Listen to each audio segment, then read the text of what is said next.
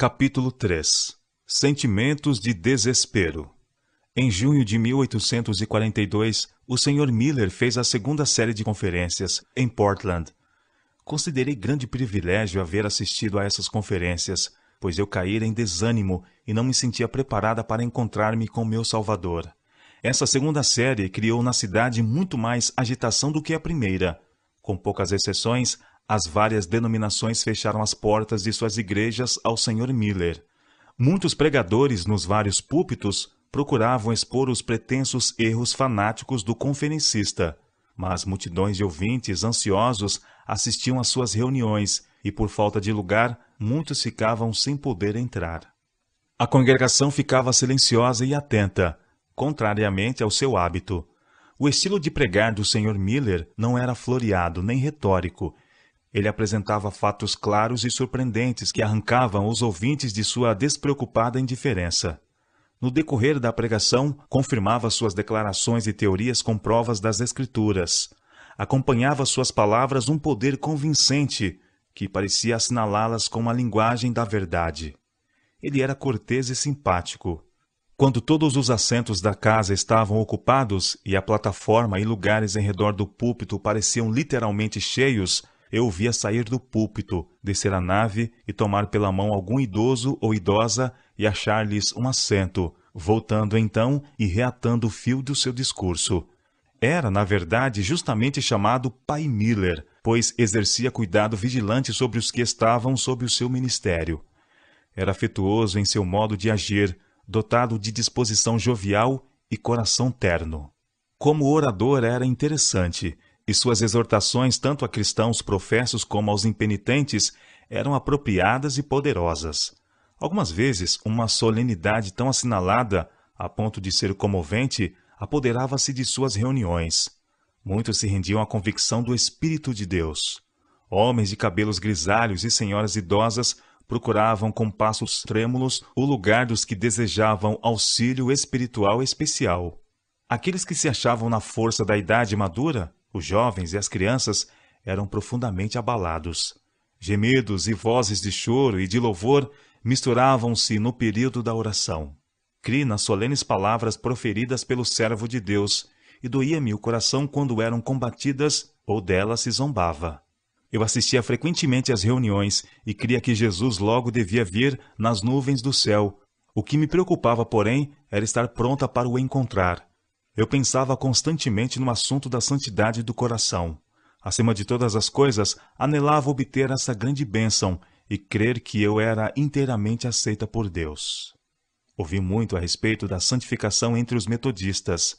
Vi muitas pessoas perderem sua força física sob a influência de forte agitação mental, e ouvi falar que isso era positiva evidência de santificação, mas não pude compreender o que era necessário para ser plenamente consagrada a Deus. Meus amigos cristãos diziam-me: creia em Jesus agora. Creia que Ele a aceita agora. Tentei fazer como me disseram, mas descobri ser impossível acreditar que eu recebera a bênção, a qual eu julgava deveria eletrizar todo o meu ser. Admirei-me de minha própria dureza de coração, ao ser incapaz de experimentar a exaltação de espírito que outros haviam manifestado. Parecia-me que eu era diferente deles, e para sempre impedida de fruir a perfeita alegria da santidade de coração. Minhas ideias a respeito da justificação e santificação eram confusas. Esses dois estados foram-me apresentados como sendo separados e distintos um do outro. Não pude compreender a diferença ou o significado dos termos, e todas as explicações dos pregadores aumentavam minhas dificuldades. Era incapaz de reivindicar a bênção para mim mesma e desejava saber se isso devia ser achado apenas entre os metodistas e se, ao assistir às reuniões adventistas, eu não estava me separando do que eu mais desejava, o santificador Espírito de Deus. Observei ainda que alguns que se diziam santificados manifestavam um espírito amargurado quando o assunto da breve volta de Jesus era apresentado. Isso não me parecia uma manifestação da santidade que professavam. Eu não compreendia por que os pastores do púlpito se opunham à doutrina da proximidade da segunda vinda de Cristo. Uma reforma se seguira a essa pregação, e muitos dos mais dedicados pastores e leigos haviam-na recebido como verdade. Eu tinha a impressão de que os que amavam sinceramente a Jesus deviam estar prontos para aceitar as boas novas de seu retorno e rejubilar-se com a sua proximidade. Senti que apenas poderia reivindicar aquilo que eles chamavam de justificação. Li nas Escrituras que sem a santificação nenhum homem poderia ver a Deus. Nesse caso, havia alguma elevada consecução que eu deveria alcançar antes de estar segura da vida eterna. Estudei o assunto diligentemente, pois cria que Cristo estava prestes a vir e eu temia que ele me achasse despreparada para encontrá-lo. Palavras de condenação ressoavam dia e noite em meus ouvidos, e meu constante clamor a Deus era: que é necessário que eu faça para me salvar? Atos, capítulo 16, verso 30. Em minha mente, a justiça de Deus eclipsava sua misericórdia e amor.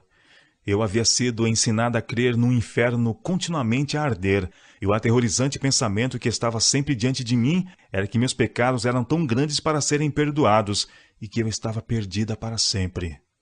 As assustadoras descrições que eu ouvira sobre os perdidos marcaram-me profundamente. No púlpito, os pastores pintavam quadros vivos da condição dos perdidos. Eles ensinavam que Deus não se propôs a salvar a ninguém, senão os santificados. Os olhos de Deus estavam sempre sobre nós. Cada pecado era registrado e receberia sua justa punição. O próprio Deus mantinha os livros com a exatidão de sua infinita sabedoria, e cada pecado que cometemos era fielmente anotado contra nós. Satanás era representado como ávido por apoderar-se das presas e lançá-las na mais profunda angústia, exultando sobre seus sofrimentos nos horrores de um inferno eternamente a queimar, onde, depois de torturá-las por milhares e milhares de anos, vagas ardentes levariam à superfície contorcidas vítimas que gritariam: "Até quando, Senhor? Até quando?" Então a resposta trovejaria no abismo: "Por toda a eternidade." Novamente as ondas fundidas engolfariam os perdidos, lançando-os nas profundidades do tormentoso mar de fogo.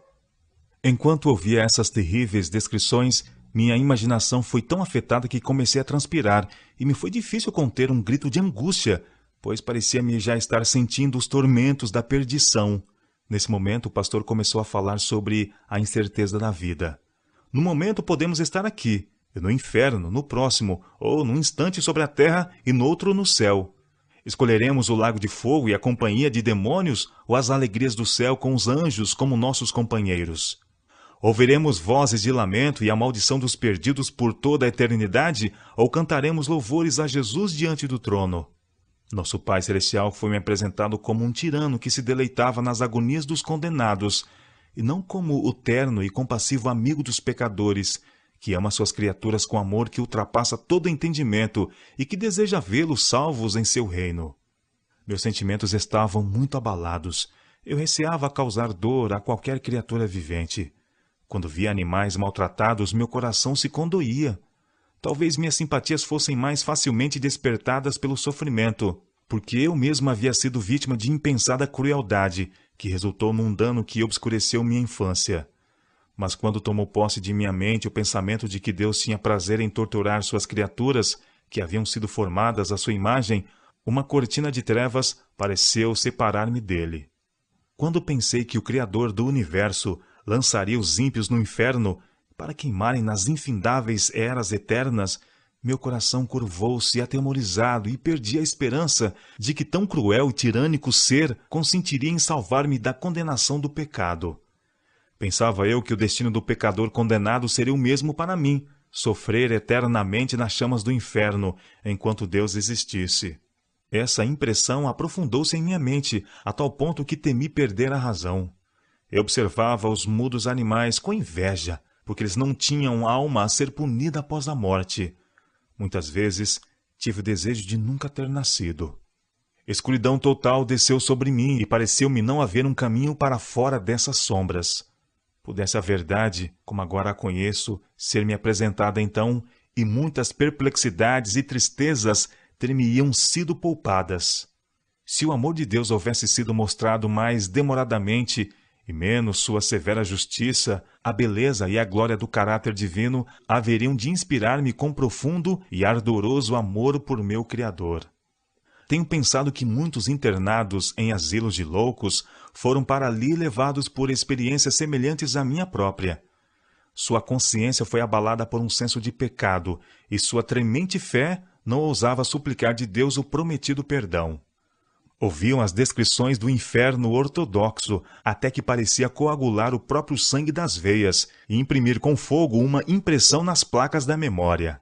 Andando ou dormindo, o terrível quadro estava sempre presente, até que a realidade se perdeu na imaginação, e eles só viam a rodeá-los as chamas de fabuloso inferno, e só ouviam os gritos dos condenados.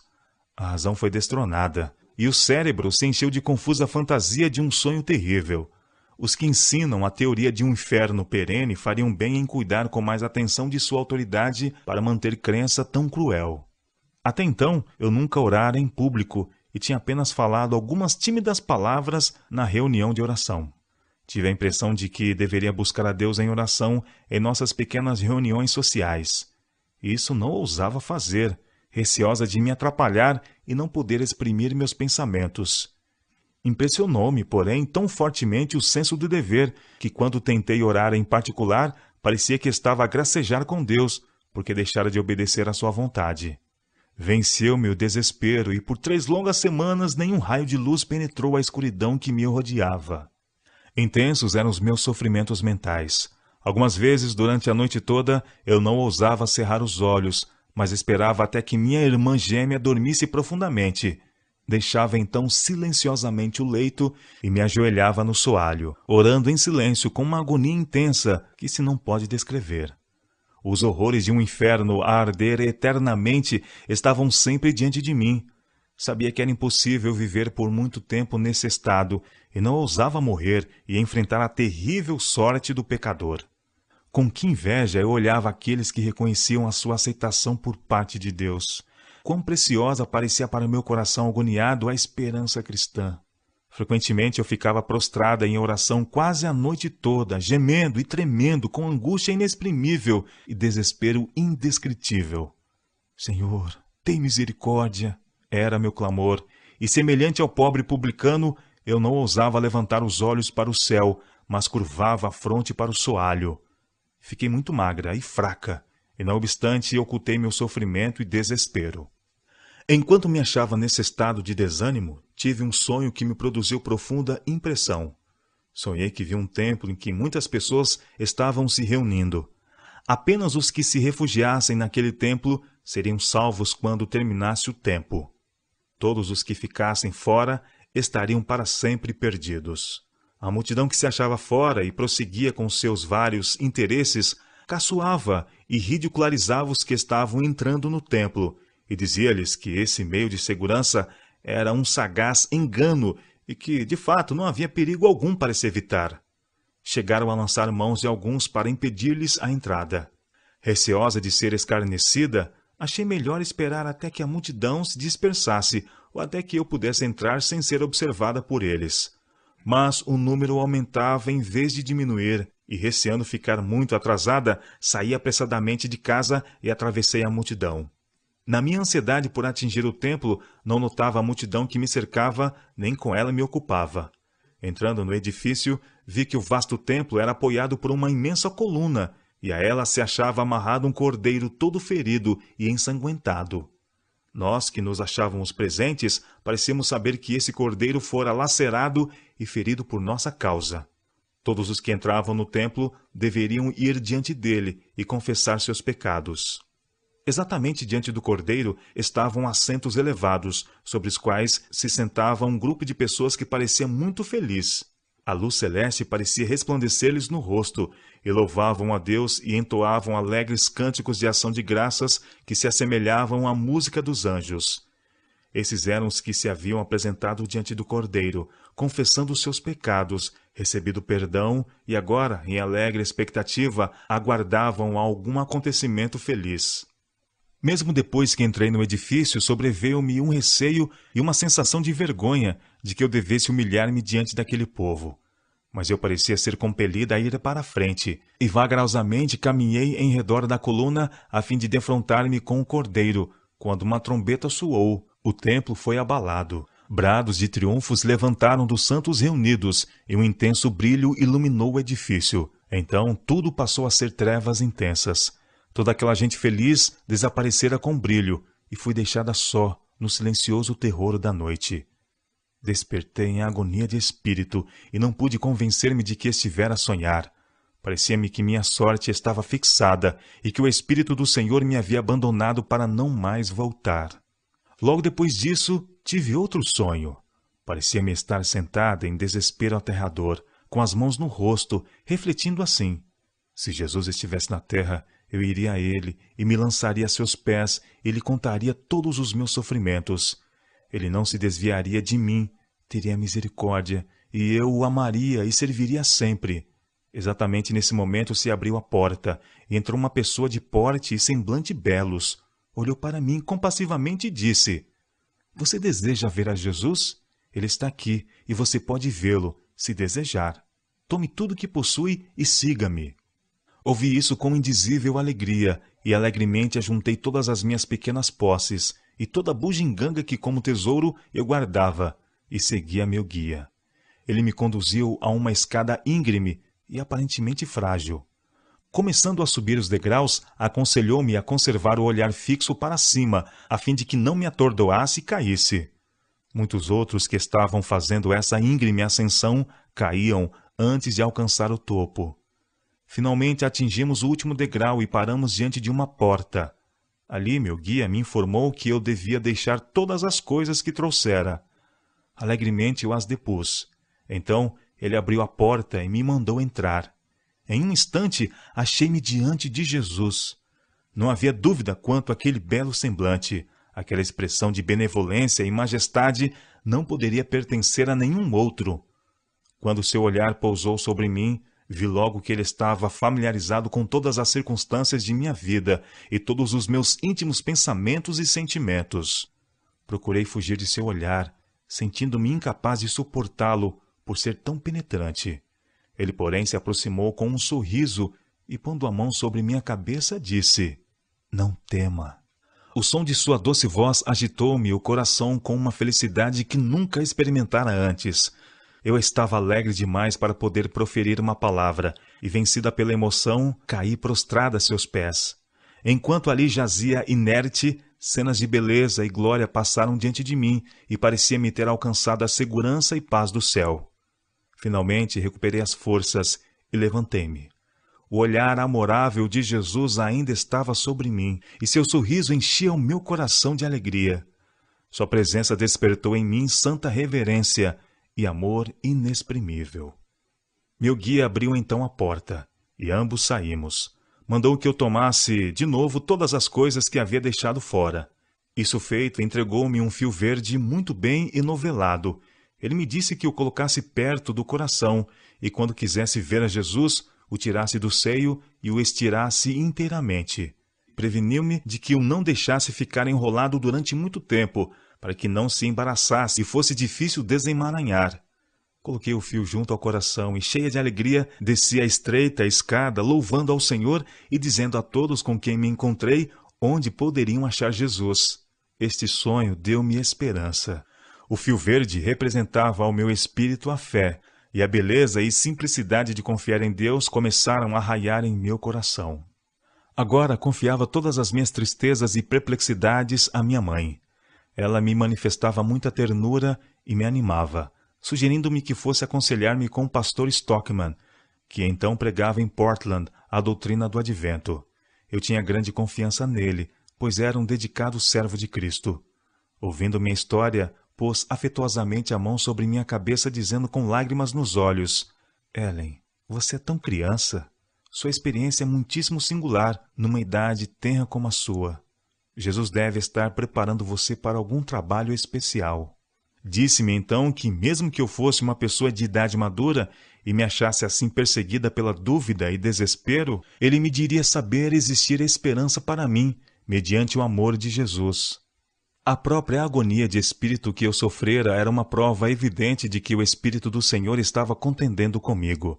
Disse que quando o pecador se torna endurecido no mal, não compreende a enormidade de sua transgressão, mas lisonjeia-se de que age corretamente e sem nenhum perigo.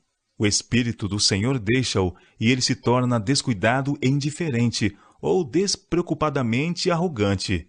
Aquele bom homem falou-me acerca do amor de Deus a seus filhos errantes. Disse que, em vez de se alegrar em sua destruição, ele almeja atraí-los a si com fé e confiança singela. Ele se demorou a falar no grande amor de Cristo e no plano da redenção. O pastor Stockman falou-me da infelicidade que eu tivera e disse que, na verdade, era uma aflição atroz, mas pediu-me que cresse que a mão de um pai amante não fora retirada de sobre mim, que na vida futura, ao dissipar-se a névoa que ora me obscurecia o espírito, eu iria discernir a sabedoria da providência que me parecia tão cruel e misteriosa. Jesus disse a um dos seus discípulos: "O que eu faço não sabes tu agora, mas tu saberás depois." João capítulo 13, verso 7. No grande futuro, não mais veremos obscuramente, como por meio de um espelho, mas havemos de conhecer os mistérios do divino amor. "Vai em paz, Ellen", disse ele. "Volte para sua casa confiante em Jesus, pois ele não retirará seu amor de todo aquele que o busca verdadeiramente." Então orou fervorosamente por mim, e parecia-me que Deus certamente ouvira a oração de seu santo, mesmo que minhas humildes petições não fossem atendidas. Saí de sua presença confortada e animada. Durante os poucos minutos que passei recebendo a instrução do pastor Stockman, obtive mais conhecimento sobre o assunto do amor de Deus e de sua compassiva ternura do que de todos os sermões e exortações que já ouvira. Voltei para casa e de novo me pus perante o Senhor, prometendo fazer tudo o que ele pudesse exigir de mim, se tão somente o sorriso de Jesus me animasse o coração. Foi-me apresentado o mesmo dever que antes me perturbara o espírito: tomar a minha cruz entre o povo de Deus congregado. A oportunidade não tardou. Naquela noite, houve uma reunião de oração a qual assisti. Quando todos se ajoelharam para orar, prostrei-me com eles, trêmula. Depois de algumas pessoas haverem orado, alcei a voz em oração, antes que disso me apercebesse. Naquele instante, as promessas de Deus pareceram-me semelhantes a tantas pérolas preciosíssimas que deveriam ser recebidas apenas pelos que as pedissem. Enquanto orava, o peso e a agonia de coração que havia tanto tempo eu suportava deixaram-me, e a bênção do Senhor desceu sobre mim, semelhante a suave orvalho. Louvei a Deus de todo o meu coração. Tudo parecia excluído de mim, exceto Jesus e sua glória, e perdi a consciência do que se passava em redor. O Espírito de Deus pousou sobre mim com tal poder que não pude ir para casa aquela noite. Quando voltei para casa, no dia seguinte, grande mudança ocorrera em meu espírito. Dificilmente parecia ser eu a mesma pessoa que deixara a casa de meu pai na noite anterior. Esta passagem estava continuamente em meu pensamento. "O Senhor é o meu pastor, nada me faltará." Salmo, capítulo 23, verso 1. Meu coração transbordava de felicidade, enquanto eu suavemente repetia essas palavras. Minhas opiniões acerca do pai estavam mudadas. Considerava-o agora um pai bondoso e terno, ao invés de tirano severo que forçasse os homens a uma obediência cega. Meu coração deixava-se levar a ele em amor profundo e fervoroso. A obediência à sua vontade me parecia um prazer. Era para mim uma alegria estar no seu serviço. Nenhuma sombra nublava a luz que me revelava a perfeita vontade de Deus. Experimentei a segurança de um Salvador que em mim habitava e compreendi a verdade do que Cristo dissera: "Quem me segue não andará em trevas, mas terá a luz da vida." João capítulo 8, verso 12. Minha paz e felicidade estava então assinalado contraste com minha tristeza e angústia anteriores, que parecia como se eu houvesse sido libertada do inferno e transportada ao céu. Podia até louvar a Deus pela desgraça que fora a provação de minha vida, pois se tornara o meio de fixar meus pensamentos na eternidade. De natureza orgulhosa e ambiciosa, eu poderia não ter me inclinado a entregar o coração a Jesus, se não fosse a cruel aflição que me separara, de certa maneira, das glórias e vaidades do mundo. Durante 6 meses, nenhuma sombra me nublou o espírito. Tampouco negligenciei um dever sequer que conhecesse. Todo o meu esforço visava fazer a vontade de Deus e conservar Jesus e o céu continuamente em vista. Estava surpresa e extasiada com as claras perspectivas que agora a mim se apresentavam do sacrifício expiatório e da obra de Cristo. Não mais tentei explicar minhas aflições de espírito. Basta dizer que as coisas velhas já passaram, tudo se fez novo. 2 Coríntios capítulo 5, verso 17. Não havia uma nuvem para empanar minha perfeita aventura. Eu aspirava a contar a história do amor de Jesus, mas não sentia disposição para entreter conversação habitual com qualquer pessoa. Meu coração estava tão cheio de amor a Deus e daquela paz que excede todo entendimento que eu me comprazia em meditar e orar. Na noite seguinte àquela em que recebi tão grande bênção, assisti à reunião adventista. Quando chegou a hora para os seguidores de Cristo falarem a favor dele, não pude ficar em silêncio, mas levantei-me e relatei a minha experiência. Nenhum pensamento me viera à mente quanto ao que deveria dizer, mas a singela história do amor de Jesus para comigo caiu-me dos lábios com perfeita liberdade, e meu coração estava tão feliz por ter se libertado de seu cativeiro de negro desespero que perdi de vista o povo em redor de mim e parecia-me estar sozinha com Deus. Não encontrei dificuldade em expressar minha paz e felicidade, a não ser nas lágrimas de gratidão que me embargavam a voz quando falei do prodigioso amor que Jesus havia demonstrado para comigo. O pastor Stockman estava presente. Ele me vira recentemente em profundo desespero, e ao constatar agora a notável mudança que se realizara em minha aparência e sentimentos, emocionou-se. Ele chorou em voz alta, alegrando-se comigo e louvando a Deus por essa prova de sua terna misericórdia e amorável bondade. Não muito tempo depois de receber esta grande bênção, assisti a uma assembleia da Igreja Cristã que o pastor Brown dirigia. Fui convidado a relatar minha experiência, e não somente senti grande liberdade de expressão, mas também felicidade em contar minha singela história do amor de Jesus e da alegria de ser aceita por Deus. Enquanto eu falava com o coração submisso e olhos lacrimosos, parecia ter a mente atraída para o céu em ações de graças. O poder sensibilizador do Senhor apossou-se do povo congregado. Muitos choravam e outros louvavam a Deus. Os pecadores foram convidados a levantar-se para que se fizessem orações em seu favor, e muitos atenderam. Meu coração estava tão grato a Deus pela bênção que me concedera que almejava que outros participassem dessa alegria santa. Interessei-me profundamente por aqueles que poderiam estar sofrendo sob a convicção do desagrado do Senhor e do fardo do pecado. Enquanto relatava a minha experiência, pressenti que ninguém poderia resistir à evidência do amor perdoador de Deus que em mim realizara uma mudança tão maravilhosa. A realidade da verdadeira conversão parecia-me tão evidente que eu desejava ajudar minhas jovens amigas a verem para a luz, aproveitando cada oportunidade para exercer minha influência nesse sentido. Providenciei reuniões com minhas jovens amigas, algumas das quais eram consideravelmente mais velhas do que eu, e outras, em menor número, casadas. Várias delas eram frívolas e desatenciosas. Minha experiência soava-lhes aos ouvidos como uma história ociosa e não davam crédito às minhas exortações. Decidi, porém, que meus esforços não cessariam sem que essas queridas pessoas, por quem eu tinha tão grande interesse, se entregassem a Deus. Despendi várias noites em oração fervorosa por aquelas pessoas que eu buscara e reunira, com o propósito de com elas trabalhar e orar. Algumas delas se haviam reunido conosco pela curiosidade de ouvir o que eu tinha para dizer. Outras me julgavam fora de mim, por eu ser tão persistente em meus esforços, especialmente quando não manifestavam interesse algum. Mas em cada uma de nossas pequenas reuniões, continuei a exortar e a orar em prol de cada uma separadamente, até que todas se entregassem a Jesus, reconhecendo os méritos de seu amor perdoador. Todas se converteram a Deus. Noite após noite, em meus sonhos, eu parecia estar trabalhando pela salvação de seres humanos. Em tais casos, eram-me apresentados ao Espírito casos especiais. Estes eu procurava mais tarde, orando com as pessoas envolvidas. Com exceção de uma, todas essas pessoas se entregaram ao Senhor.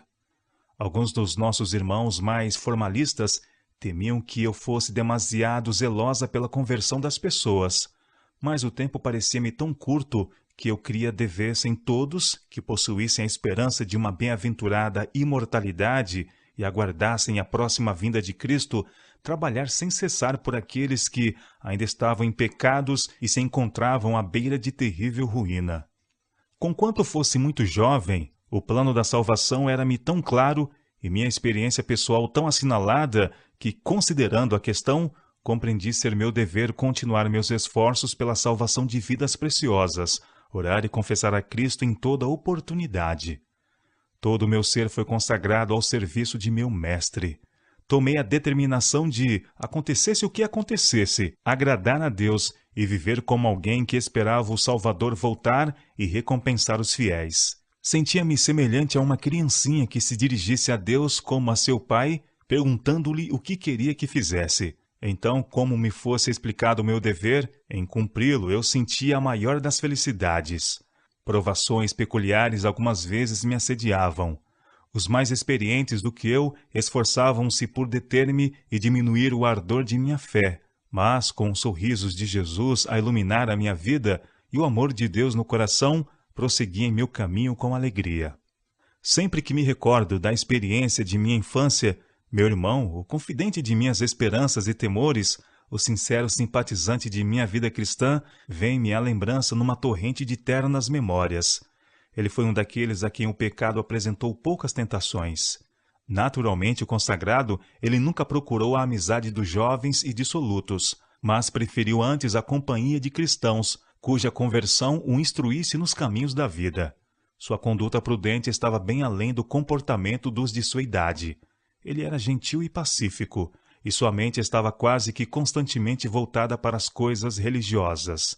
Aqueles que o conheceram o apontavam como modelo à juventude, um exemplo vivo da graça e beleza do verdadeiro cristianismo.